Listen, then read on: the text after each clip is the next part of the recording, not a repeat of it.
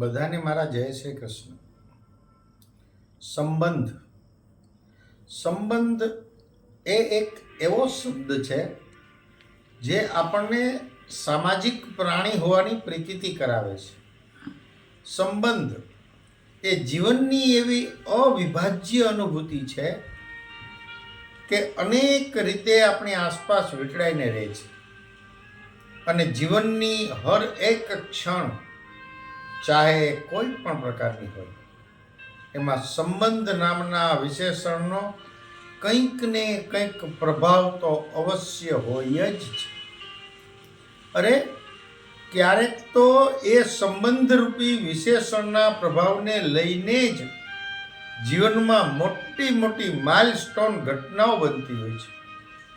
એક જ શબ્દ સંબંધ કેટલી અલગ અલગ આકૃતિઓ, અલગ અલગ અરમાનો લઈ અને આપણા જીવનને વિવિધ રંગોથી સજાવી જાય છે.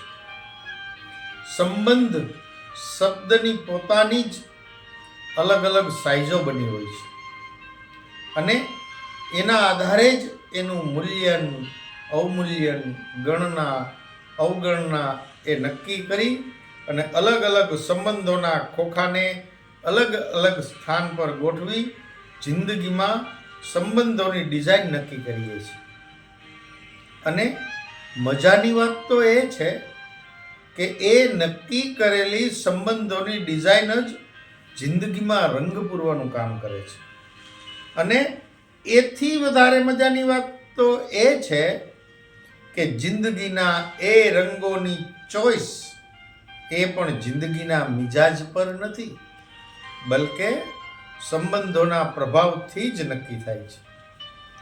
સંબંધોમાં પણ અનેક પ્રકાર છે, જેમ કે એક જન્મ સાથે જ પ્રાપ્ત થતા સંબંધો, 2 જે વિસ્તારમાં જન્મ થયો હોય એ વિસ્તાર આધારિત મળતા સંબંધો, 3 જે કેટેગરીમાં જન્મ થયો હોય એ પ્રમાણે પિતા માતા એના પ્રભાવથી મળતા સંબંધો, 4 વિદ્યા અભ્યાસને આધારે મળતા સંબંધો, 5 સ્વભાવને આધારે મળતા સંબંધો, 6 પ્રભાવને આધારે મળતા સંબંધો, 7 ધર્મને આધારે મળતા સંબંધો, 8 કર્મને આધારે મળતા સંબંધો, 9 લગ્નને આધારે મળતા સંબંધો, 10 સંતાનોના આધારે મળતા સંબંધો, 11 પ્રસંગોના આધારે મળતા સંબંધો, 12 પ્રવાસ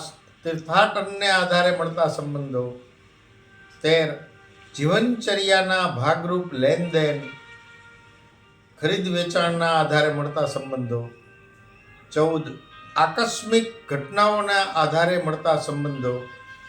આમ એક સંબંધ શબ્દમાં એટલી ગહનતા સમાયેલી છે, વિસ્તારથી સમજવા બેસીએ ને મિત્રો તો ખૂબ સમય લાગી જાય.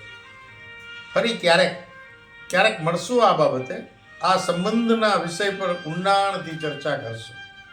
વાત નિત પ્રકાશની.